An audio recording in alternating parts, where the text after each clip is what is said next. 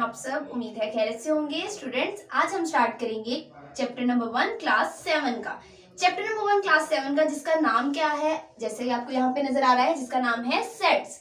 अब हम देखते हैं कि ये सेट वर्ड आया कहाँ से, इसे इंट्रोड्यूस किसने कराया, फर्स्ट टाइम ये वर्ड किसने इस्तेमाल किया। ठीक है, अब हम सबसे पहले ये देखते हैं, सेट की तरफ जाते हैं। सेट वर्ड आपके पास जो सबसे पहले इंट्रोड्यूस कराया वो है एक जर्मन मैथमेटिशियन जॉर्ज कैंटोर। क्या नाम है इसका? जॉर्ज कैंटोर, जिसने आपके पास 19th सेंचुरी में एक वर्ड यूज किया अपनी थ्योरी में, जो कि था सेट, जो कि आज तक मैथ्स की वेरियस बहुत सारी मुख्तलिफ आपके पास ब्रांचेस में यूज हो रहा है। अंडरस्टैंड स्टूडेंट्स, जो कि आपकी डिफरेंट ब्रांचेस में यूज हो रहा है ये वर्ड सेट। अब हम देख रहे हैं, कब से हम सेट की बात तो कर रहे हैं, लेकिन ये सेट होता क्या है पहले हम ये देखते हैं। हम अपनी डेली रूटीन की लाइफ में कुछ ऐसे वर्ड्स यूज करते हैं, ग्रुप ऑफ पीपल, उसके बाद टीम ऑफ प्लेयर्स, इस तरह के डिफरेंट वर्ड्स हम यूज करते हैं। लेकिन मैथ्स की लैंग्वेज में ग्रुप, टीम, इन सब की जगह पे एक वर्ड ऐसा इस्तेमाल होता है जिसे आप कहते हैं सेट। क्या बोलते हैं? सेट। अब सेट हमने देख लिया कि हम किस किस वर्ड्स की जगह पे मैथ्स की लैंग्वेज में यूज करते हैं, लेकिन सेट होता क्या है, पहले इसकी डेफिनेशन की तरफ चलते हैं। डेफिनेशन क्या है सेट की? सेट आपके पास है सेट कलेक्शन। क्या है आपके पास? कलेक्शन। अब कलेक्शन किस चीज की है ये तो पहले हमें पता चले। कलेक्शन मतलब सेट क्या है? 2 या 3 चीजों का या एक से ज्यादा चीजों का, सिंपल वर्ड में आप ये कहते हैं एक से ज्यादा चीजों का मजमुआ। तो मजमुए को आप क्या बोलते हैं? कलेक्शन। क्या बोलते हैं? कलेक्शन। कलेक्शन होगी, किसकी कलेक्शन है? कलेक्शन है आपके पास वेल डिफाइंड। किसकी? Well defined and distinct objects. क्या है आपके पास? कलेक्शन है well defined and distinct objects की। ये थी आपके पास इसकी डेफिनेशन। अब ये डेफिनेशन का मतलब क्या है, इसका मीनिंग हम कैसे लेंगे, हमें कैसे पता चलेगा कि हम किस स्टेटमेंट को सेट कह रहे हैं या नहीं कह रहे हैं, डिटेल में हम इसको देखते हैं। अब ये क्या है? Well defined. ये अब इसका मतलब क्या है वेल डिफाइंड का? वेल डिफाइंड का मतलब है ऐसी स्टेटमेंट जिसके अंदर एडजेक्टिव नॉट प्रेजेंट। ठीक हो गया स्टूडेंट्स? ऐसी स्टेटमेंट जिसके अंदर एडजेक्टिव प्रेजेंट नहीं हो। अब एडजेक्टिव का मतलब क्या है? यहां पे मैं एक स्टेटमेंट लिखती हूं, जैसे set of good players. Good players. अब ये मुझे नहीं पता कि किसके प्लेयर्स, और मतलब अब गुड, अब मैं आपको अगर बोलती हूँ कि आप गुड को डिफाइन करें, तो गुड को आप उर्दू मीनिंग तो बता देंगे अच्छा, लेकिन अच्छे की क्या डेफिनेशन है? अच्छे की कोई प्रॉपर डेफिनेशन है आपके पास? बताएं मुझे। अच्छे की मतलब आपके पास ऐसी कोई डेफिनेशन नहीं है जिसमें आप अच्छे को डिफाइन कर सके। अब अच्छा, जो कि अच्छा सिक्सर हो, हम कह देते हैं जो अच्छा बैट्समैन हो, जो कि अच्छा बॉलर हो, हम इस एक तरह से हम अपने लिए डेफिनेशन खुद ही बना लेते हैं। इसका मतलब है कि इसका कोई एग्जैक्ट डिफाइन इसको नहीं किया गया, तो ये वेल डिफाइन नहीं होगी। ठीक है, इसके अंदर ये वर्ड गुड की वजह से ये स्टेटमेंट वेल डिफाइन कंसीडर नहीं होगी, क्योंकि इसके अंदर कोई भी एक सिफ्त आ गई है। अब आप गुड को कैसे डिफाइन करें ये हमें नहीं पता, मैं कैसे डिफाइन करूँ ये आपको नहीं पता।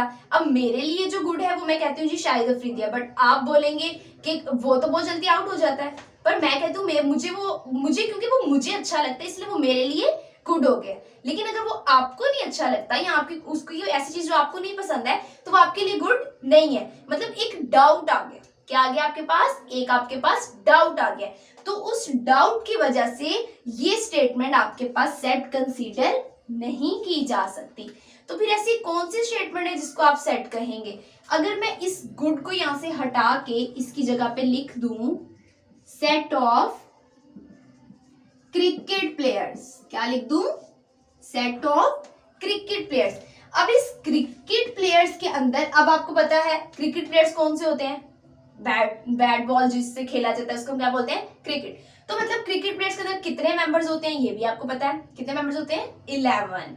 अब 11 मेंबर्स के नाम भी पता है, मतलब ये एक वेल डिफाइंड चीज है आपके पास कि आप कह सकते हैं क्रिकेट का सुन के आपको फौरन उनके नाम भी याद आ गए, पता चल गया कितने टीम मेंबर्स है, क्रिकेट का नाम सुनते आपको बैट बॉल का याद आ गया, मतलब सब चीजें इसमें क्या है, डिफाइन है।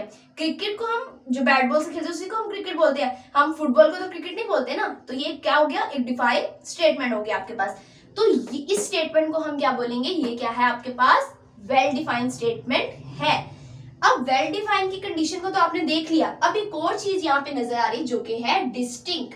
अब ये डिस्टिंक्ट क्या है ये आपको पता होना जरूरी है, मतलब जो सेट की आपके पास डेफिनेशन है वो इन दोनों वर्ड्स को लेके है, कलेक्शन है किसकी, वेल डिफाइंड और डिस्टिंक्ट ऑब्जेक्ट्स की। मतलब अगर ये चीज है उस स्टेटमेंट में तो ये भी होनी चाहिए। अब ये डिस्टिंक्ट होता क्या है पहले हम ये देखते हैं।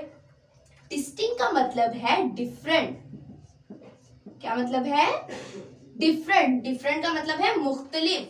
अब मुख्तलिफ किस सेंस में, कि हर एक एलिमेंट दूसरे से मुख्तलिफ होना चाहिए, हर एक ऑब्जेक्ट दूसरे से चेंज होना चाहिए, अंडरस्टैंड, हर एक ऑब्जेक्ट दूसरे से चेंज होना चाहिए। किस तरह से, अभी देखिए यहाँ पे मैंने लिया क्रिकेट प्लेयर्स, अब आपको पता है हफीज, शाहिद अफरीदी, शाहीन, अब ये तमाम एक दूसरे से डिफरेंट है, तो मतलब इसीलिए हमने बोला है कि ये आपके पास सेट है। वेल डिफाइंड तो है ये स्टेटमेंट, लेकिन इसके अंदर डिस्टिंक्ट की जो आपके पास ये वर्ड है वो भी फुलफिल हो रही है स्टेटमेंट के अंदर, अंडरस्टैंड। अगर आपके पास इन स्टेटमेंट के अलावा मैं यहाँ पे एक सेंटेंस लिखती हूँ, set of letters of small. अब मैंने यहाँ पे ये स्मॉल वर्ड आपको नजर आ रहा है, अगर मैंने इसका यहाँ पे सेट बनाना है तो मैंने यहाँ पे लिख दिया SMAEE,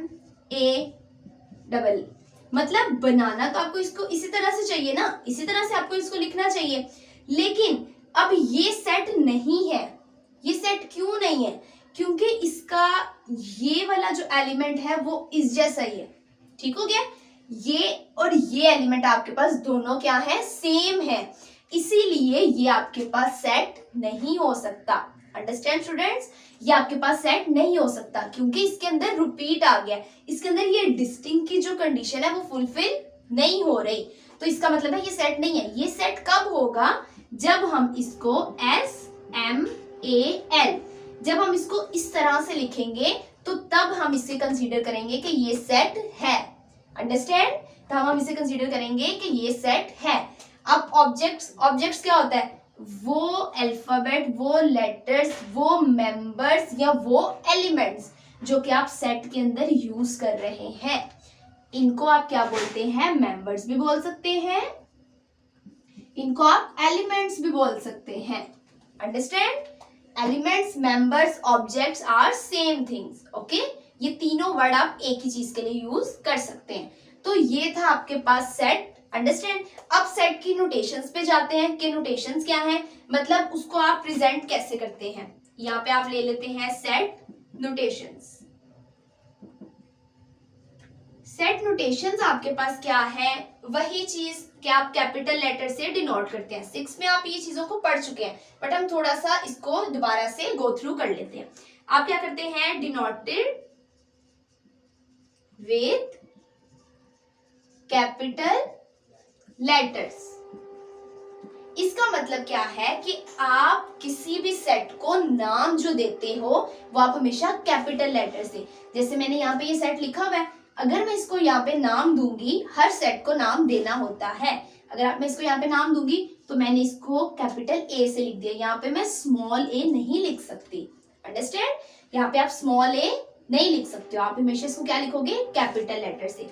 सेकेंड वन आपके पास क्या है कि आप उसको क्या करते हो, कर्ली ब्रैकेट्स के अंदर लिखते हो, मतलब ये देखिए मैंने जो यहाँ पे सेट लिखा वो मैंने कर्ली ब्रैकेट्स के अंदर ही लिखा है ना, ये वाली ब्रैकेट जो है, इसका मतलब है आप सेट को हमेशा कर्ली ब्रैकेट्स के अंदर ही लिखते हो।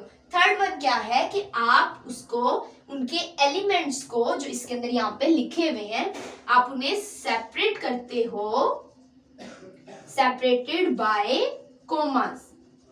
किससे सेपरेट करते हैं आप उसे? कोमा से। ये देखिए यहाँ पे ये एक एलिमेंट है, उसके बाद यहाँ पे क्या है, हमने इसको किससे सेपरेट किया? एम और एस को मैंने कोमा से सेपरेट कर दिया, फिर एम और ए को मैंने किससे सेपरेट किया है? कोमा से। तो ये तीन चीजें आपके पास सेट नोटेशन में, सेट प्रेजेंटेशन में यूज होती है कि आप सेट को प्रेजेंट कैसे करते हैं। ये तीन चीजें आ गई। अब आपने एक चीज यहाँ पे नोटिस किया है कि कभी मैं सेट को इस फॉर्म में लिख रही हूँ, कभी मैं इस फॉर्म में लिख रही हूँ, तो ये है क्या? मतलब हम इसको भी सेट कह सकते हैं, इसको भी सेट कह सकते हैं, किस तरह से? तो आइए हम देखते हैं कि सेट को हम किस किस फॉर्म में लिख सकते हैं, सेट के कितने मेथड्स हैं लिखने के, या हम लोग सेट को किस तरह से एक्सप्रेस कर सकते हैं। तो हम ये देखते हैं। जी स्टूडेंट्स, हम आपके जो अकॉर्डिंग स्टेटमेंट है आपके बुक के अकॉर्डिंग एक्सप्रेसिंग अ सेट, आप सेट को कैसे एक्सप्रेस कर सकते हो? इसको आप फॉर्म्स भी कह सकते हो या इसको आप मेथड्स भी बोल सकते हो। ओके, अब देखते हैं कि इसकी कितनी फॉर्म्स हैं या कितने मेथड्स हैं। जी स्टूडेंट्स, तो आपके पास इसके 3 मेथड्स हैं या 3 फॉर्म्स हैं। First, descriptive form. क्या नाम है फर्स्ट का? Descriptive form. सेकंड वन आपके पास क्या है? टैबुलर, या फिर आप इसको बोल सकते हो रूस्टर। क्या बोल सकते हो? दोनों एक ही चीज के नाम है, टैबुलर या फिर रूस्टर फॉर्म। थर्ड वन आपके पास क्या है? Set builder form. Understand students, आपके पास सेट को एक्सप्रेस करने के कितने टाइप्स हैं? 3 टाइप्स हैं, या 3 मेथड्स हैं, या 3 फॉर्म्स हैं जिसके थ्रू आप क्या करते हो? सेट को एक्सप्रेस करते हो। अब सबसे पहले क्या है? Descriptive form. डिस्क्रिप्टिव फॉर्म क्या होता है? वो फॉर्म जिसके अंदर आप सेट को डिस्क्राइब करते हो। क्या करते हो? डिस्क्राइब करते हो। किस में? इन वर्ड्स। इन वर्ड्स। अंडरस्टैंड? इन वर्ड्स। वर्ड्स का मतलब क्या है? जैसे मैंने यहाँ पे एग्जाम्पल हम ले लेते हैं, यहाँ पे मैंने एग्जाम्पल ले ली, सेट ऑफ नेचुरल नंबर्स, और इसको मैंने कैपिटल लेटर से डिनोट कर दिया एन से। ये मैंने आपके पास ले ली सेट ऑफ नेचुरल नंबर्स, ये मैंने ले ली यहाँ पे एक एग्जाम्पल। इसी तरह से हम और भी एग्जाम्पल्स ले सकते हैं। मैंने यहाँ पे ले लिया W से set of whole numbers. Understand students? तो डिस्क्रिप्टिव फॉर्म का मतलब है इन वर्ड्स। वर्ड्स का मतलब है कि आपने जो अल्फाबेट और लेटर्स को यूज किया है, आपने इसको इन वर्ड्स बता दिया, सेट ऑफ होल नंबर। ठीक हो गया? ऐसी स्टेटमेंट्स जिसको आप वर्ड्स में डिस्क्राइब करें उसको क्या बोलते हैं? Descriptive form. ठीक हो गया? A statement in which we describe a set in words is called descriptive form. Understand? अब हम चलते हैं टेबुलर फॉर्म की तरफ। टेबुलर फॉर्म क्या है? ये बेटा आपके पेज नंबर 4 के ऊपर ये चीजें बताई गई हैं। ठीक है, बुक के पेज नंबर 4 पे आप देखेंगे, आपको वहां पे ये फॉर्म्स नजर आएगी। अब हम चलते हैं टेबुलर फॉर्म की तरफ। अब टेबुलर फॉर्म या रूस्टर फॉर्म एक ही बात है। ठीक है, अब इसके अंदर हम प्रेजेंट कैसे करते हैं? इसके अंदर आप इन नंबर्स और ब्रैकेट्स के अंदर, ठीक हो गया?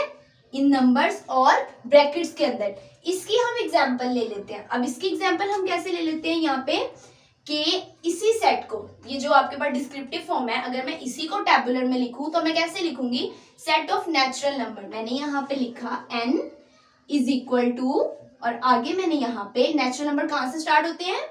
नेचुरल नंबर 1 से, 1 2 3 4 एंड सो ऑन। तो ये मैंने यहाँ पे ले लिया इसकी टेबुलर या फिर रूस्टर फॉर्म। किसकी? ये डिस्क्रिप्टिव की। अंडरस्टैंड? किसकी? डिस्क्रिप्टिव की मैंने यहाँ पे लिख ली रूस्टर या टेबुलर फॉर्म। अब आपने देखा कि हमने इसको कर्ली ब्रैकेट्स के अंदर स्टार्ट भी किया, एंड भी इसको कर्ली ब्रैकेट में किया, मतलब हमने तमाम एलिमेंट्स को कर्ली ब्रैकेट के अंदर लिखना है और उसको कोमा से क्या करना है? सेपरेट करना है। जो मैंने आपको सेट नोटेशन में चीजें बताई थी वो बेसिकली हम टैबुलर या फिर रूस्टर फॉर्म में यूज करते हैं। अंडरस्टैंड। अब इसी को मैं हॉल नंबर को भी अगर लिखना चाहूँ तो मैं कैसे लिखूंगी, W मैंने यहाँ पे कैपिटल लेटर से डिनोट किया, देन मैंने यहाँ पे क्या किया, हॉल नंबर कहाँ से स्टार्ट होते हैं, 0 से, 0 1 2 3 एंड सो ऑन। तो ये आपके पास क्या आ गई, इसकी टैबुलर यहाँ पे रूस्टर फॉर्म। अब इसी तरह से हम चलते हैं set builder. Set builder form का क्या मतलब है, इसको आपने थोड़ा सा गौर से पढ़ना है कि सेट बिल्डर फॉर्म क्या है। ध्यान से सुने बच्चे, सेट बिल्डर फॉर्म वो फॉर्म है जिसके अंदर आप क्या यूज करते हैं, सिंबल्स। क्या यूज करते हैं, सिंबल्स।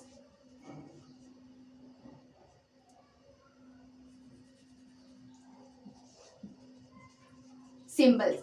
अब कौन कौन से सिंबल्स आप यूज करते हैं पहले हम वो देखते हैं। यहाँ पे मैं कुछ सिंबल्स लिखती हूँ जो कि आपने नोट करने हैं इसी तरह से कि हम कौन कौन से सिंबल्स यहाँ पे यूज करते हैं। फर्स्ट ऑफ ऑल यहाँ पे हम एक ये सीधी लाइन एक यूज करते हैं, इसका मतलब क्या होता है, such that, such that. Understand, क्या मतलब है इसका, सच दैट। सेकंड वन हम यूज करते हैं ये वाला सिंबल, इसका क्या मतलब है, बिलोंग्स टू।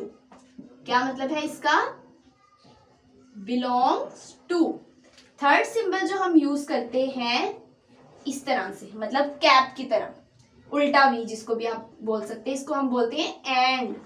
क्या बोलते हैं इसको हम बोलते हैं एंड। फोर्थ वन जो आप यहाँ पे सिंबल यूज कर रहे हैं वो वी, इसको आप किसको आप क्या बोलेंगे, और। क्या बोलेंगे इसको आप, और।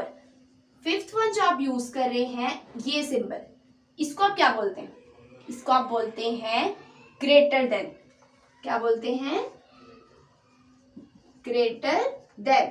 और अगर हम इसी सिंबल के नीचे यूं लाइन लगा दें तो इसका मतलब क्या होगा, इक्वल टू, ग्रेटर देन और इक्वल टू। देन आगे हम ये सिंबल, इसको हम क्या बोलते हैं, लेस देन, लेस देन। और अगर हम इसके नीचे भी यूं लाइन लगा दें उसका मतलब भी क्या हो गया, लेस देन और इक्वल टू, इक्वल टू। तो ये स्टूडेंट्स आपके पास 6 ऐसे सिंबल्स हैं जो कि आप सेट बिल्डर फॉर्म में यूज करते हैं। ठीक है, अब हम इसकी एग्जांपल देखते हैं कि अगर मैंने इसी डिस्क्रिप्टिव फॉर्म को सेट बिल्डर फॉर्म में लिखना है या मैंने इस टैबुलर फॉर्म को सेट बिल्डर फॉर्म में, क्योंकि दोनों स्टेटमेंट्स आपके पास क्या है, सेम ही है।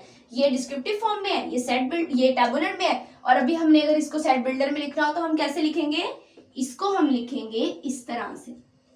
आपने क्या किया, यहाँ पे नाम दे दिया, किसका नाम था यहाँ पे, एंड। अब कैसे लिखेंगे, x such that, first symbol आपने यूज किया एक्स सच दैट एक्स।